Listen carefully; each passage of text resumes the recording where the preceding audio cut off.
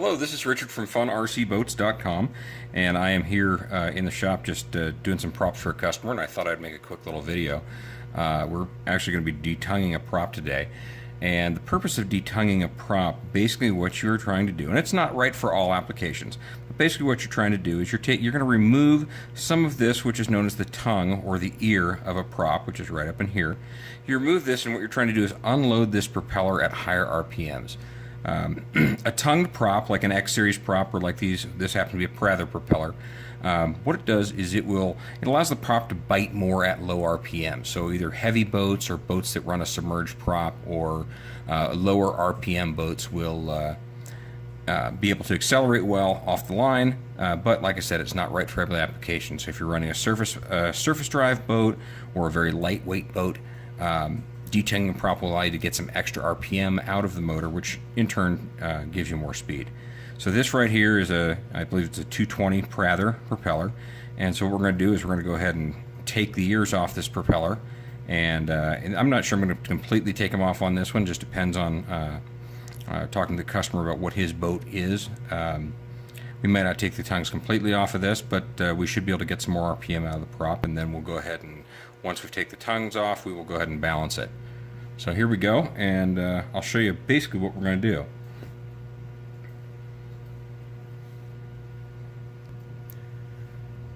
So I've got my little jig here that I use, and this is basically, you can see what this is here. I've drilled a 3/16 hole in a piece of wood here just to kind of save my fingers a little bit. I do a lot of props, so it tends to eat up your fingers after a little while. And I've got a spot here so I can hold it straight up and down, or like I said, at an angle. And so what we'll do is, this prop I've already started working on a little bit. So I already started taking the ear off of this propeller a little bit. And so I'm going to go ahead and continue to move this back a little more until I'm happy with the blade profile we've got going on here. So I'll set this about like this. And then I start with a fairly coarse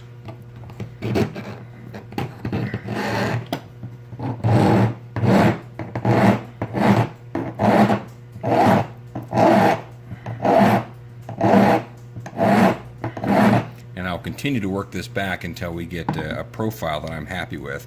You can see I've taken off a little bit here, and I'll continue to do that and make it nice and rounded. And I'll check back in here in just a second. So as I'm continuing along with this prop, you see I've changed the profile pretty significantly here, and continuing to work it. Once again, I've got that little shaft in there to give me a little leverage on the prop to try and save my fingers a little bit. But you'll have to move around to get the file where you need it to be and how you need it to be. This propeller happens to be a stainless steel propeller.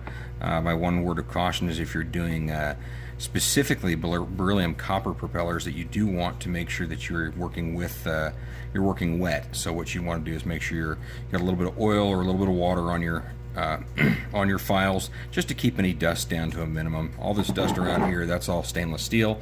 I'm not particularly worried about it, but the beryllium copper is something you don't want to breathe. It's not good for you. It is cancer causing. So you do want to be aware of that when you're working, especially when it comes to the sanding portion, because that's when you're creating your finest dust. So as I'm continuing down here, I'm taking away most of this ear, and I'll throw it up next to a stock propeller, just so you can see it here. So what we've done, you can compare this one here to this one, this blade right there, and you can see the material that we've taken off. This is that stock propeller, untouched, and then you can see what we've removed up in here. This is probably about good for this particular boat that we're working on. And so what I'll do here next is we'll move into the next part of this. So I've got one profile basically the way I like it. We'll do a little finishing work. We want to continue this and basically clean up the rest of this edge out to the tip. Some people will choose to round these edges depending on what you're doing. I'll usually roll around them a little bit as I go, not significantly for this particular boat. And then, so this is your basic, this gives you your basic blade profile. And so what I'm going to want to do is copy that onto this blade. And then actually I'm going to be copying it onto two more props, or to one more prop as well. So what I use for that is we've got this little oven baked clay is what they call it. This happens to be Sculpey, it doesn't matter. You can get that at any craft store. And what you're doing here is I prefer to use like a bright colored clay, just give me a lot of contrast so we can see what so you can see what has been cut and what has not been cut on the blade. So I'll go ahead and open this up. And this is, like I said, this is just cheap modeling clay. I think this was like $2 or something like that. But so what we'll do is you're going to go through and take your modeling clay, and then you're going to want to press your blade in, or your blade into that. And I will go through. Let me break this out. I'll probably pull this into a little smaller ball so it doesn't crack on me.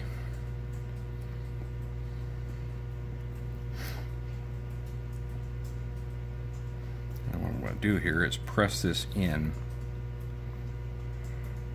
nicely. Get a good match.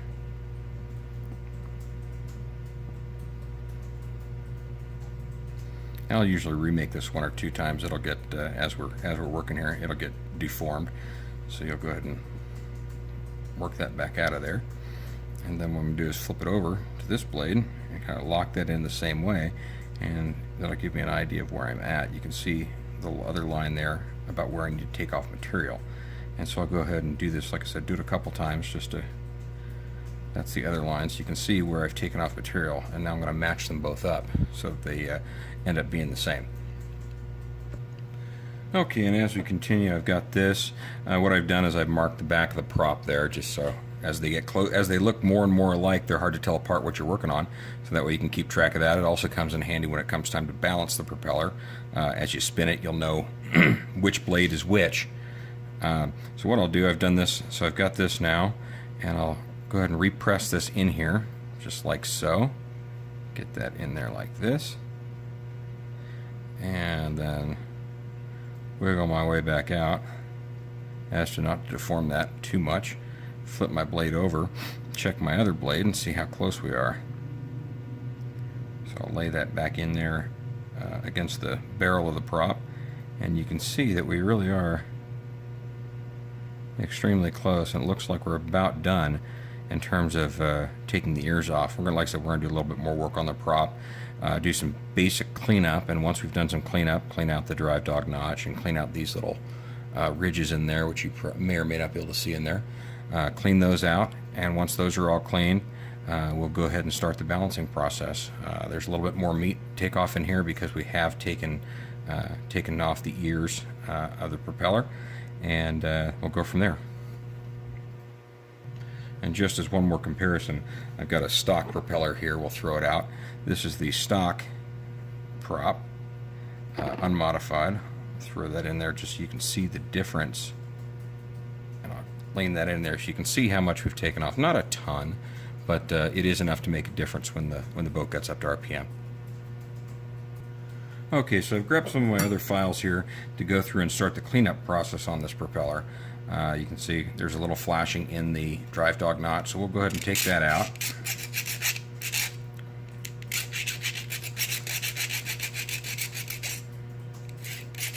You don't take out too much because you're trying to avoid any slop in the drive dog. It's not the end of the world, but obviously the less slop, the better. If I were doing this specifically to fit one of my boats, I would actually have the drive dog on my hand and actually match it as we go, just to make sure we're exactly right and had our depth correctly. A prop like this, it has a really small barrel. I would tend to use one of the small Arctura drive dogs or a tapered drive dog, so that it actually matches up with the edges right here. In this case, we're just going to go ahead and clean it up. Now I'll go ahead and you can see that little bit of flash right there. We'll go ahead and work that out as well as work this out over on this side. Now, when we polish a propeller, and there are different schools of thoughts on this, and I'm sure it will be a topic of discussion in the comments section, we don't do any work on the back of the propeller as much as we can avoid. I tend to leave the back of the propeller completely original and rough. At least that was what I was always taught and what's always worked for us. Your mileage may vary. Some people want to do something different. I will thin this front edge out just a little bit just to kind of get into that, just to help it bite a little bit. But the rest of the prop I always leave stock, and try not to mess with the profile too much on this back edge. I try and just deburr that, but try and leave that nice and square as well.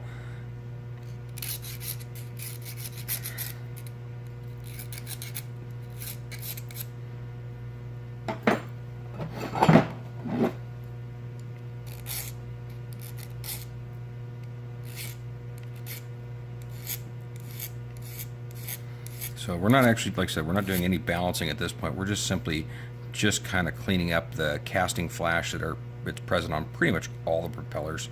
Any cast propeller you go through, and like I said, just clean that part up, and then you know where then you know where you're starting from.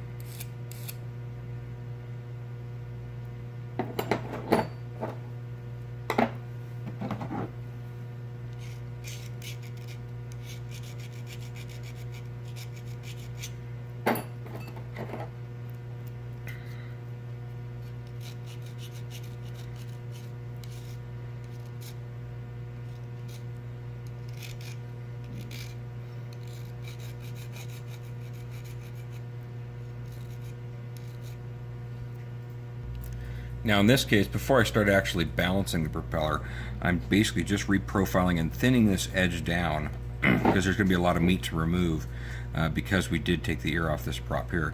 So I'm just going through here and just thinning that edge down before I even start to balance.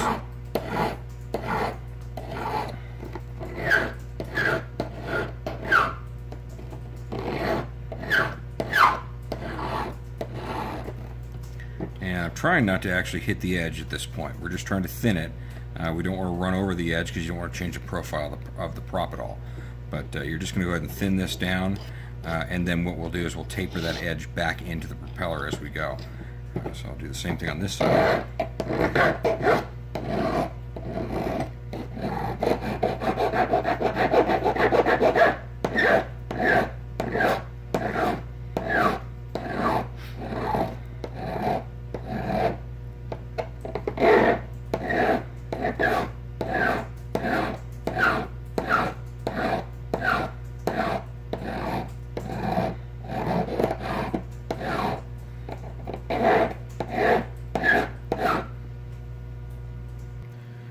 Okay, so now that I got the rough polishing, the rough deburring done, and some basic thinning of this edge done along here and along here, we're going to go ahead and start to balance it. This is an Aquacraft balancer.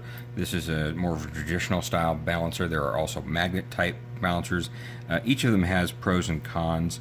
I tend to use this. It's a little bit faster.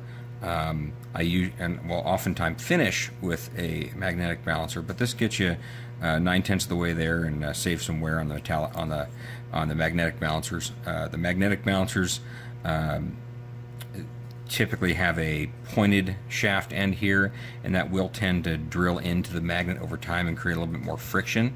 So even though it appears that there's going to be less friction, you do get that friction of the point pushing into the magnet. So you want to make sure if you're going to be using that kind of balance that you keep up on your maintenance, keep the magnet nice and flat, and occasionally resharpen that tip as necessary. Like I said, this one works fairly well. I've been happy with the results. We've been using these for years. Like I said, we have used some of the magnetic balancers, and they work very well as well. But I try and save some of that wear on the balancer by using this for most of our balancing, and then just finishing up with that one.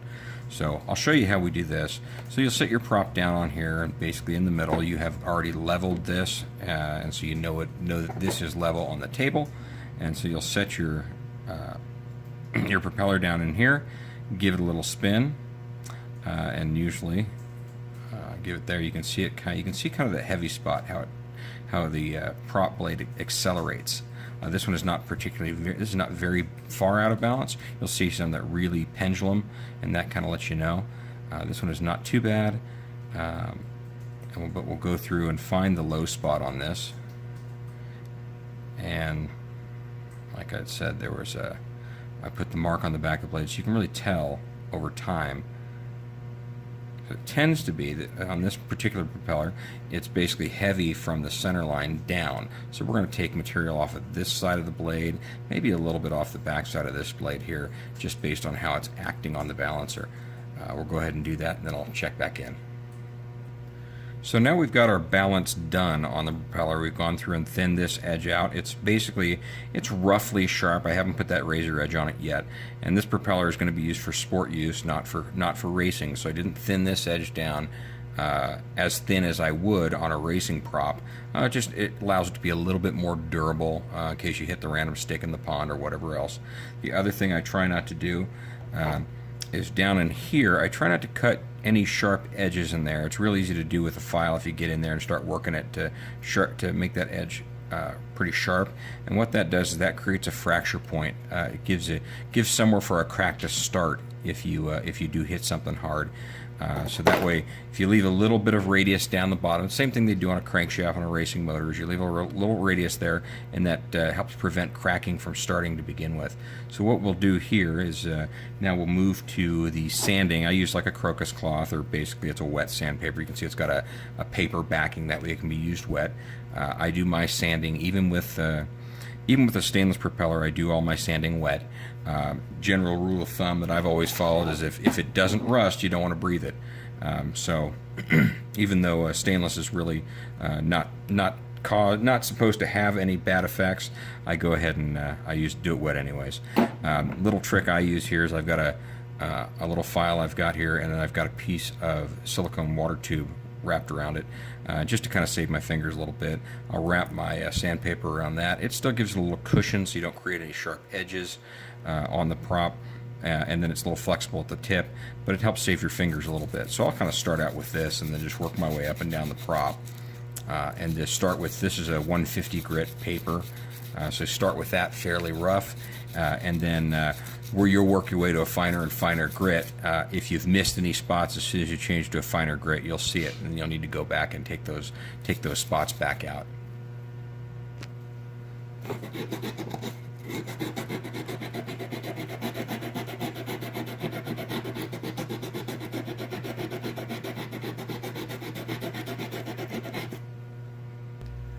So now we've gone through the sanding, we've stepped up, and we've done a 220 grit paper, and you can see it's starting to develop a little bit of shine.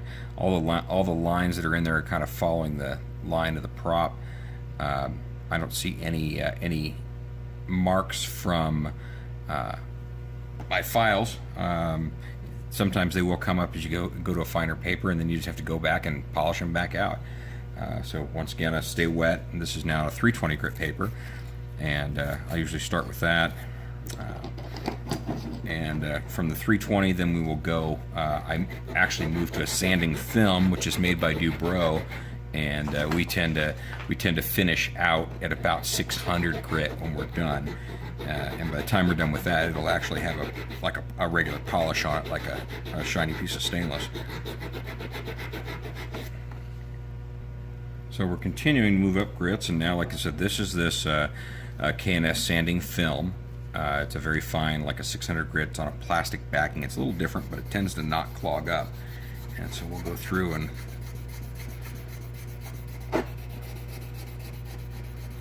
like I said, at the end of this 600 grit, it should be pretty much shiny. And as you go through, every time you step a grit, and you'll want to make sure your prop is still in balance. That's key to this, because otherwise you're going to have to go back and rough and step back a grit and sandpaper to fix the out of balance. And so we'll just keep doing this. You can see it starts to come up with a shine pretty quickly there. Like I said, go back and forth here and just get it to its finish shine here. So certainly, as we finish up here, I will say there's not only one way to do anything. This is just the way we happen to do it.